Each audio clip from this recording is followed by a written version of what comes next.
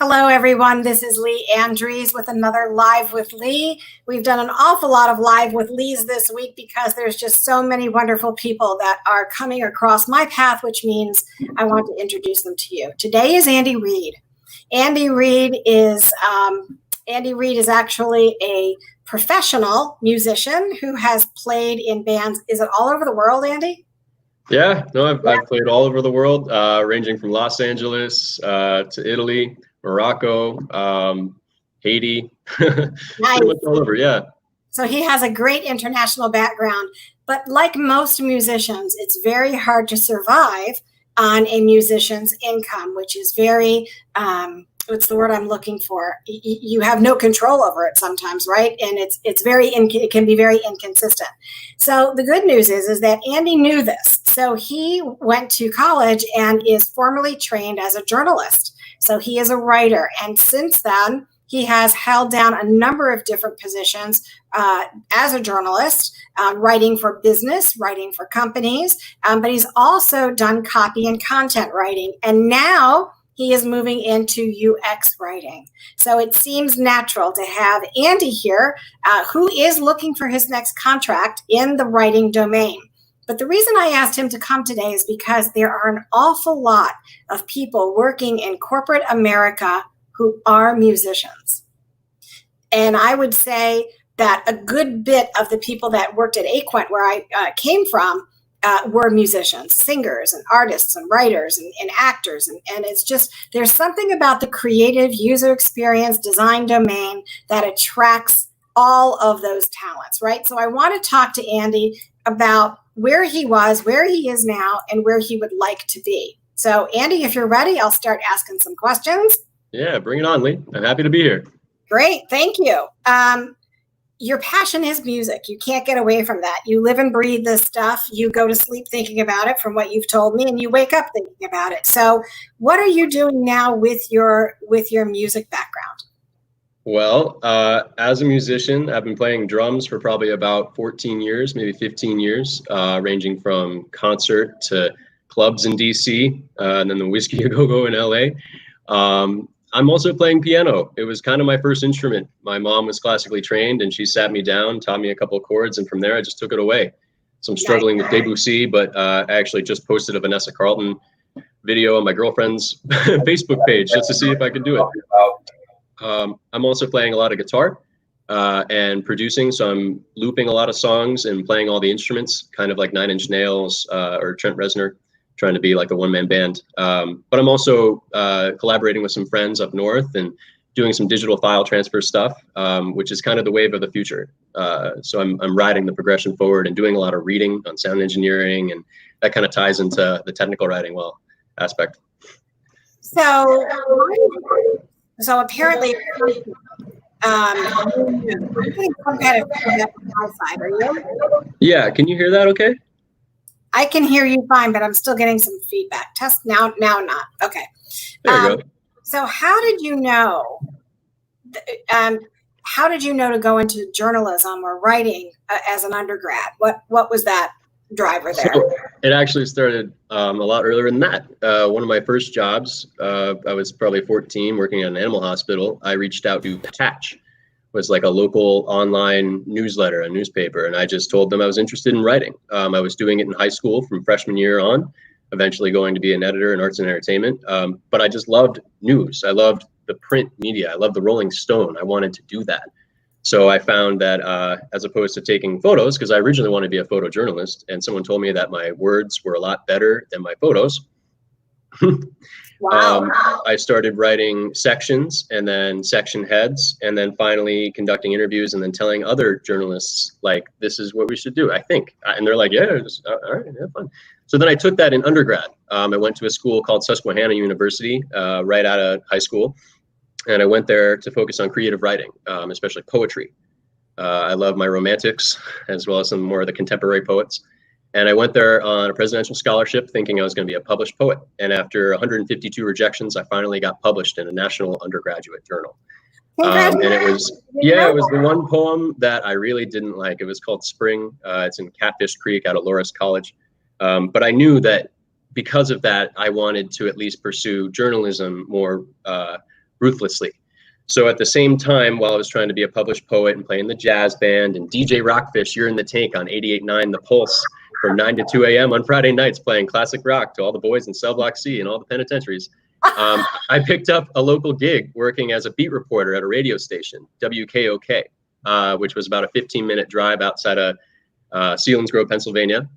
And I worked with some really cool people, Sarah Bartlett, and they gave me the opportunity of a lifetime to kind of work on the side, come in and then get a gig or an assignment and be like, okay, I got to go to the school board district meeting and cover this thing and then go to class and then make jazz band and then be on the air. So I knew that my life was becoming something journalistic, that I was seeking objectivity and I wanted the story. It was more than just observing and reporting. It was like breathing, just like music, that I would chase a story. I would want to investigate something and figure it out and then read it on the air. Let my voice be heard. So is it curiosity that drives you, or is it, because journalism, you have to be naturally curious, or is it that you just got to know? Is it, what is it that drives you to, really pursue that story? Well, I love puzzles. I love the feeling of solving a puzzle. And I bet most people out there can attest to when you take out the box, all the pieces are scrambled and you look at it and you have this moment of apprehension where you're like, I don't really want to do this puzzle, but man, it would feel good to see it completed. Journalism's kind of like that, where if you're at an event or you're going through an interview, or you're interviewing a band or you're doing an album review, different forms of journalism have different voices. And when you find that voice and you're truly focusing on objectivity, you start to see media as something strong and a force. So as opposed to politics, if you work in media, there's another way of driving and influencing and connecting. I didn't want to so much be a journalist for the valor or the bylines, which are very cool. Don't get me wrong. It's great to see your name. But at the same time, you cover the story so other people can see the truth. And if you do that the right way, that causes more impact than just simply publishing something to see your name up in lights. So why is it that you didn't go into PR? So I had an internship in public relations at this company called Focused Image. This awesome guy, Toby Eckhart, one of my greatest mentors and a really good friend of my dad. And he kind of talked me through how to reach out to people, both internal and external, how to connect with clients, the importance of networking. You got to go to networking. You got to be social. Unfortunately, during COVID, it's hard to come in with the handshake. I have a really good handshake. I love eye contact. And if you're able to carry on a conversation and hold a coffee at 7 a.m, man, you're doing something right. I love that. So this week I had on, was it last week? Last week I had on senior level hiring managers within user experience. And they both agreed that hiring people first, right? Looking at the person first and then looking at the skills, because the skills are obviously there. They've got past performance or they've got that on their resume. It's really about hiring people first. And so this is what's jumping out at me when I'm having this conversation with you, that really and truly, you are a people first person.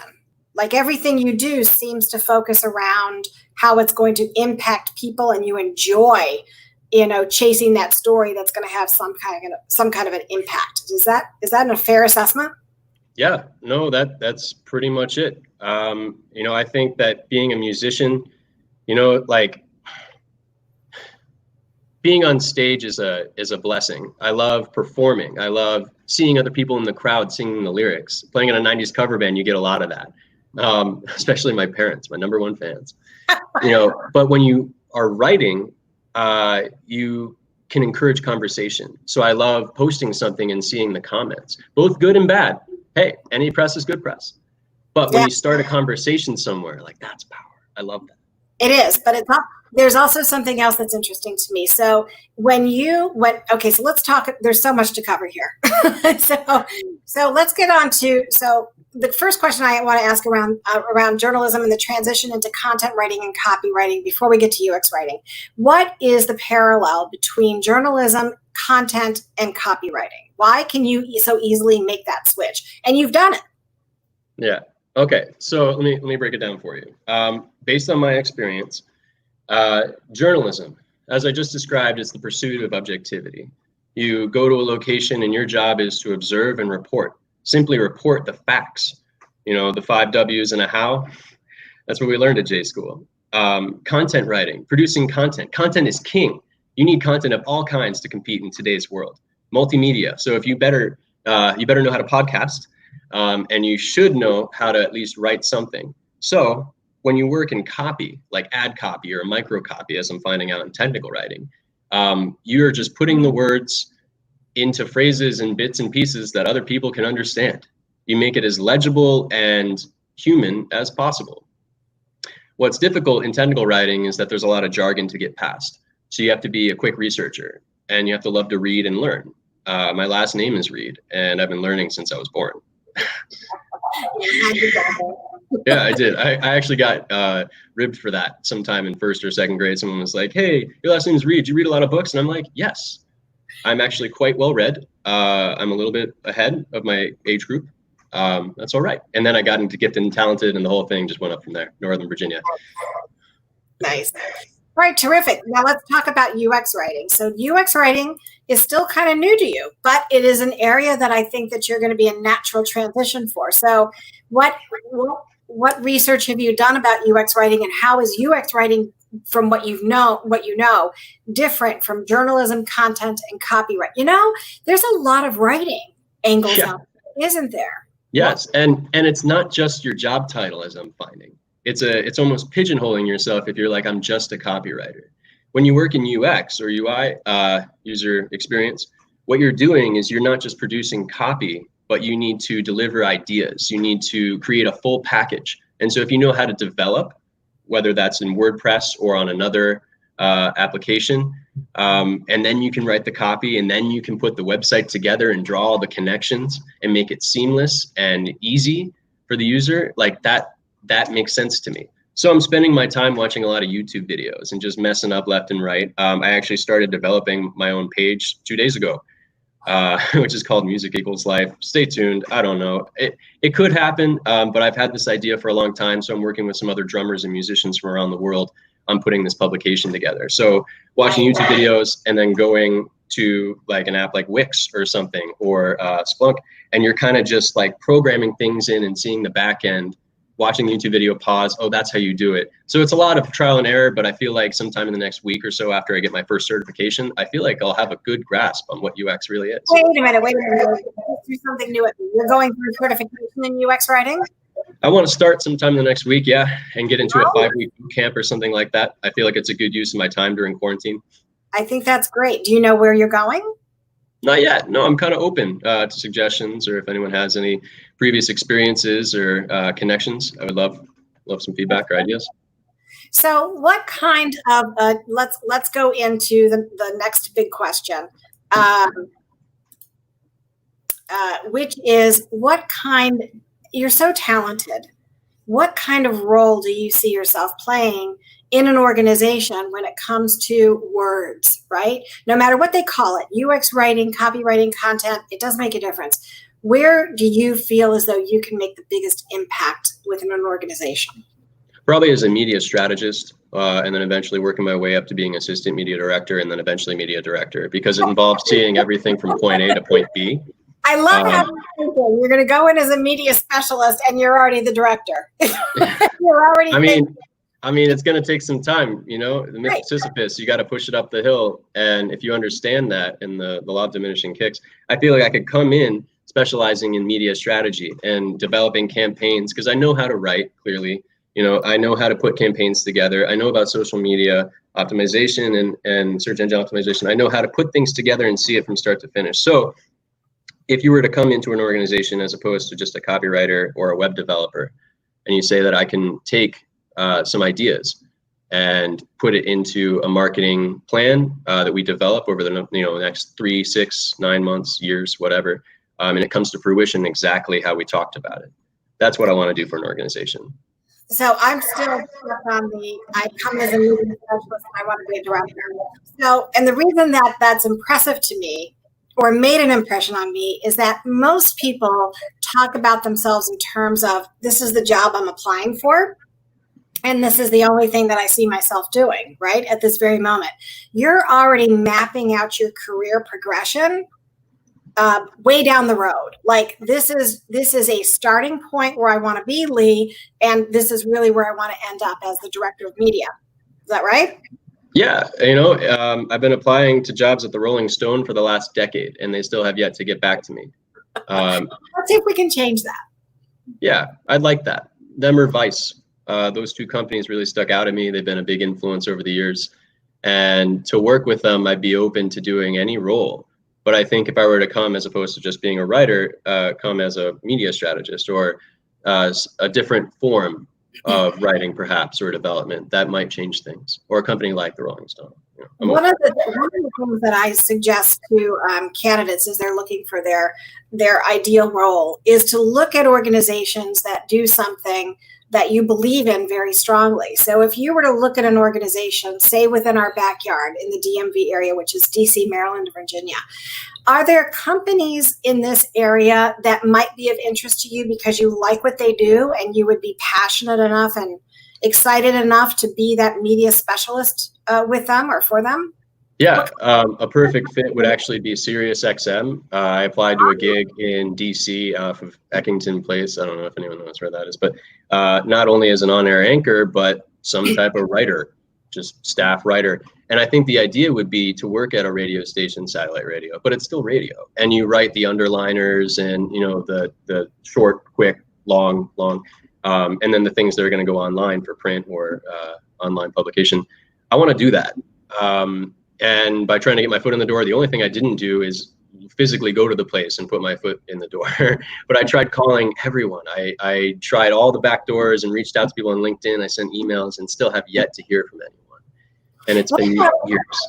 What about a company that would, and so I want folks to know who are watching this, that this is as much, if you are in the transition, on a career transition, and you're trying to decide where to point your efforts, these are questions that you should be asking yourself. It's why do I do what I do? How do I do it? And where would it be of best benefit? But also, where do you want to work? What are your dream places to work? If you can't get into that ideal place, the next best thing is to look at different companies that can utilize your skills to build your portfolio while you're still trying to get into that dream job. Exactly. So what about organizations that have very large multimedia capabilities? They have studios, right? And they're constantly filming. They follow the CEO all over the world, and they're constantly doing interviews for these videos. Is that something that you would be interested in doing? Yeah, of course.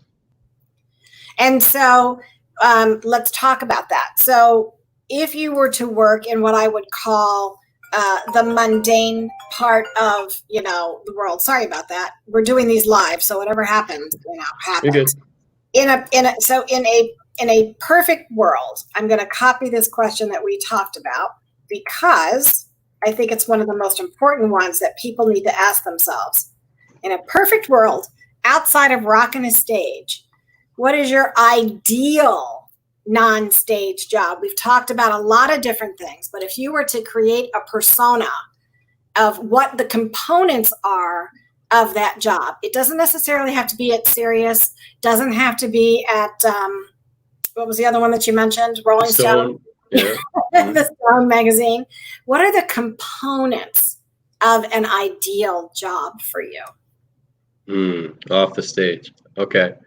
And not in music or radio or with the Stones. Yeah, ideal job would be not just a 9-to-5, but I wake up early because I'm genuinely excited about taking on the day.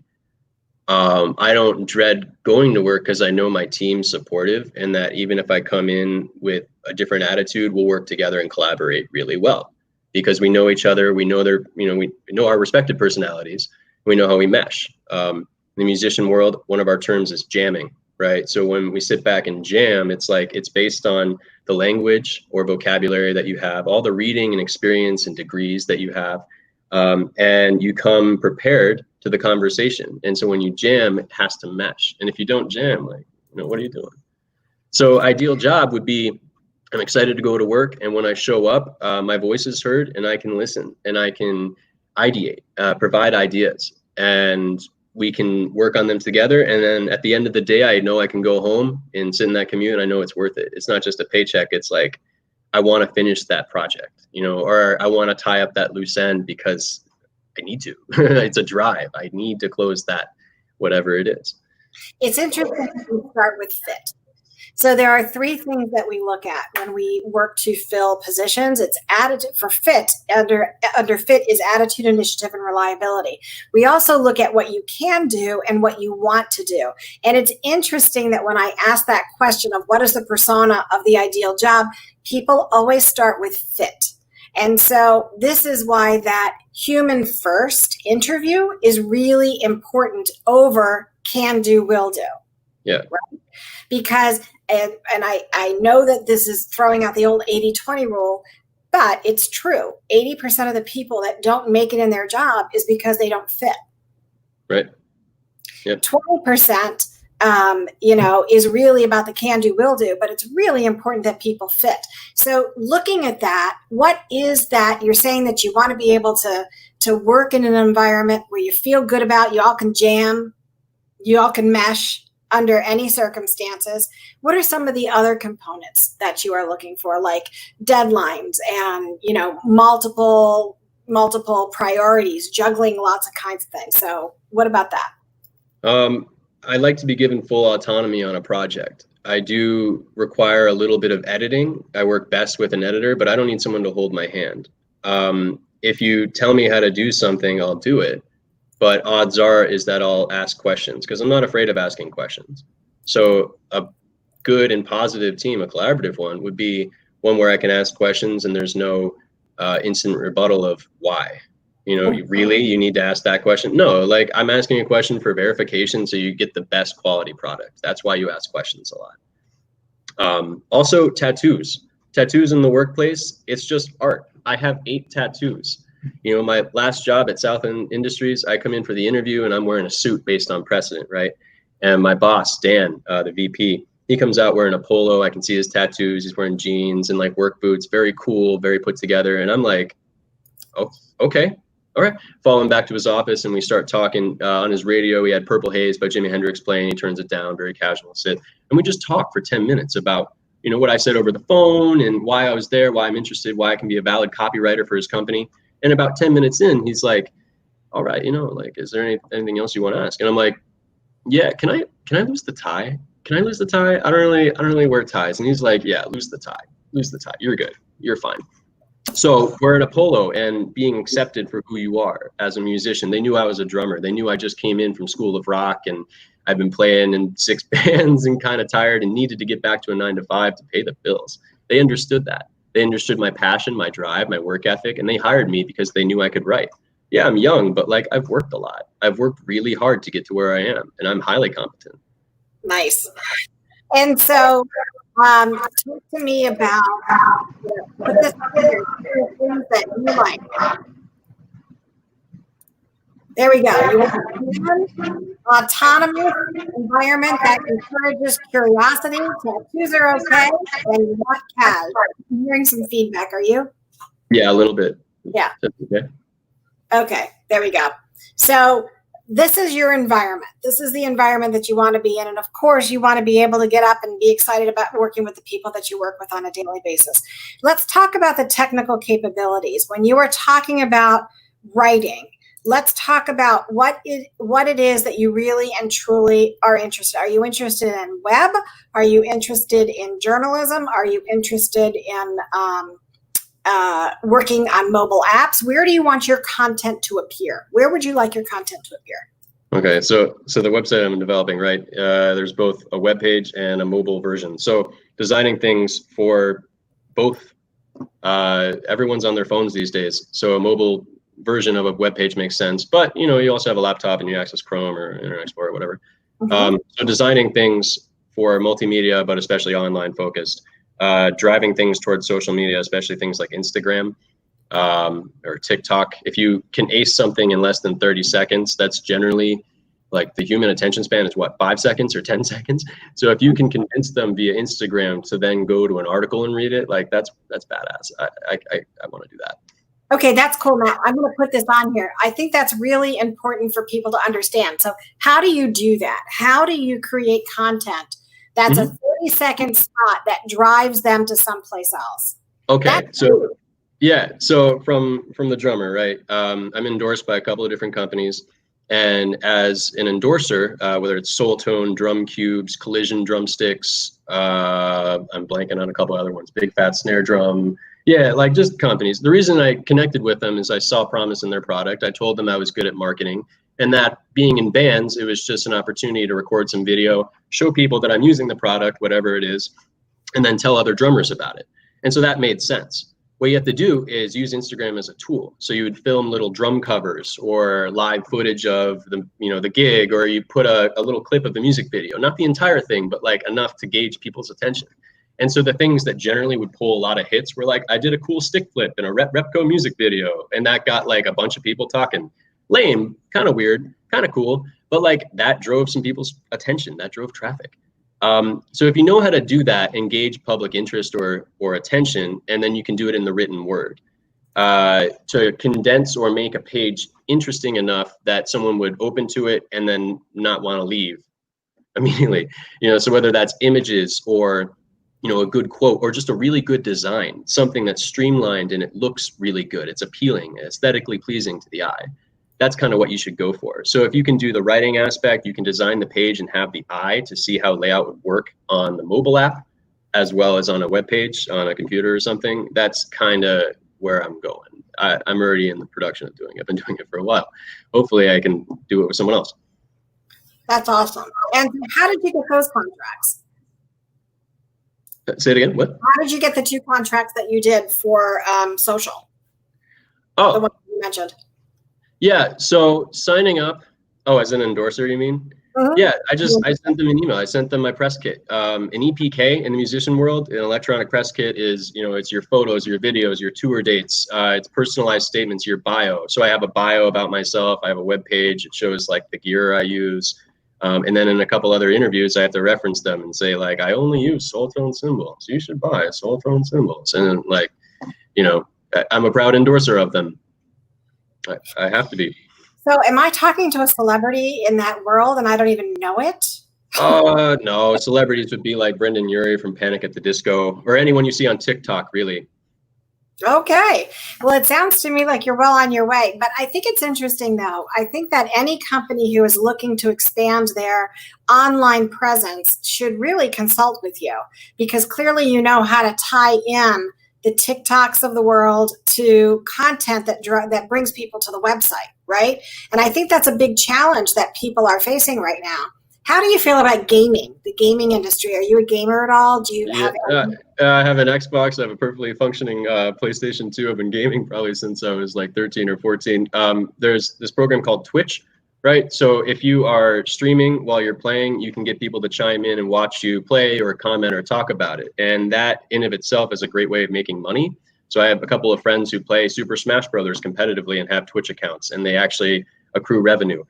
It's a little geeky for my taste, but you can do things like that. And that's a platform to consider. So multimedia marketing, if you can do a podcast, which I've done, I've done the jockey thing, and you can build a page from scratch, which I've also done, and you can build a blog, which I've also done. You can do all that in one go. Who needs a media campaign that's just one-sided? So in our last minutes, I want to focus on your most significant accomplishment. So talk to me about what you are most proud of. Oh gosh, what am I most proud of? Recording in Nashville was pretty cool. I recorded an album, recorded 2 singles that charted number 49 and number 79. And that felt good just because I like worked at it, wrote a drum part, and then like flew out and did the thing. Neat. But as opposed to music, like one of my greatest accomplishments is probably starting this column called Before They're Famous. And I know I'm a genuine journalist because it came out of nowhere, like a dream. It was just like something that made sense. While I was in college overseas in Switzerland at Franklin University, or Franklin College as it was then, I got this internship online with a company called the Celebrity Cafe, which was kind of a tabloid. It was a media outlet, but it was for credit and paid. It was a paid remote internship in journalism.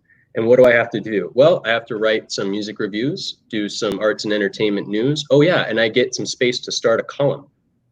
Neat. So I start a column and I call it Before They're Famous. And my idea was that I would interview bands from around the world, because I was at this school in Switzerland and could just ask some friends. I had already built up, a decent repertoire with friends in California and East Coast and then Canada, and it started to kind of grow from there.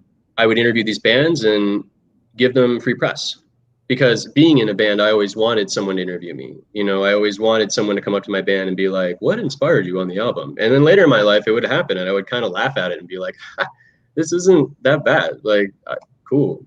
I'll wear some funky pants. I'll show my tattoos. It's neat. That said, I started it and immediately got some great feedback. I reached out to bands in like Tel Aviv or Morocco, or, I just Googled bands that were in college, did a lot of prowling and digging, and then looking at their Facebook pages or their Spotify that just started. And these are bands that maybe have like 300 fans in Helsinki, or they're just hardly known. And so I'd reach out to them and then engage in an interview and then publish it on the Celebrity Cafe's website. And so, on top of writing news and everything else, which was fun and all, this was something that really, really drove me. And my editor was like, wow, like we haven't ever had anyone from Algeria look at our website before. How'd you do that? And I'm like, Facebook marketing. I sent some emails, and it paid like not that great, but it was good enough. Plus I was in school, man, getting my communications, I felt like what I was learning in class wasn't nearly what I was applying on the side. So I took Before They're Famous, and after I left school, I then pitched it to another company called Left Bank Media, or Left Bank College. Left Bank Magazine is the publication. Pitched it to them, and Before They're Famous came back. So now I'm interviewing bands again, but giving them more press and a cleaner page and a cleaner website for a little bit more cash. And again, it wasn't about the money. It was that I was reaching out to bands that deserved it, that were, awesome. They have a great sound. They're a punk band, or they're like a weird shoegaze thing, or a weird alt rock duo, whatever. But you see them and you listen to them and you actually give them a shot, which is what I feel like this world is really lacking in. So I see a hole, I see a niche, and I fill it. And I've already pitched it to 2 publications who bought it, and it's going up from there. So the next step is to start my own website, place all my interviews that I have full rights for, put it in my own page, and then pitch that to Rolling Stone. Maybe then they'll hear me. You are on a mission. You're on a mission. And so when you're ready to Before They're Famous live, is that on a website? So Before They're Famous right now, you can check it out on Left Bank College or Left Bank Magazine. Or if it still exists, it would be on the Celebrity Cafe, which is probably now Stars and Celebs. So there's 2 different locations. But if you just Google Before They're Famous, my name should come up. Cool. Pretty simple. All right. So we are at our 30-minute mark. I cannot believe how fast this went. But here's what I would say in recap. So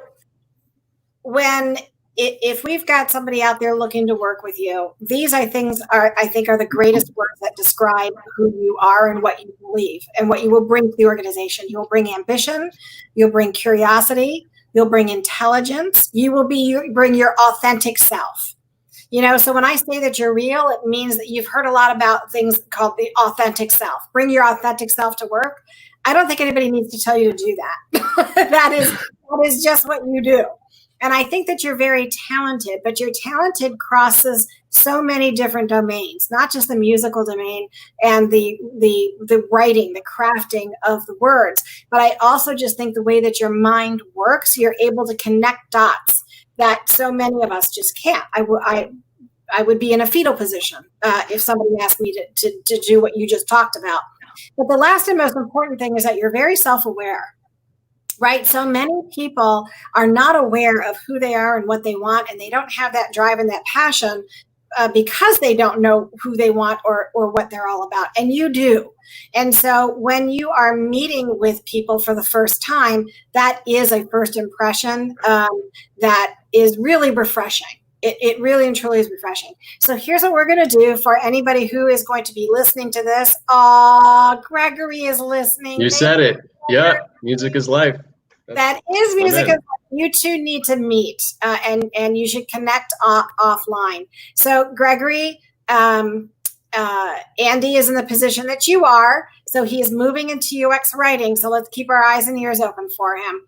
In the meantime, I wish you all the best. This video will be posted on every social platform that I have. I hope that you take it across all your social venues because this was a great insight as to who you are, what you do, how you do it, and why. And we knew this was going to happen. Between Andy and I, we've got 5 dogs. And mine are just about to go nuts. So thank you all for joining. We'll take that as the cue that it's time to go. Have a great day, everyone. And thank you for your time, Andy. Thank you. Really appreciate it. Thanks, Gregory.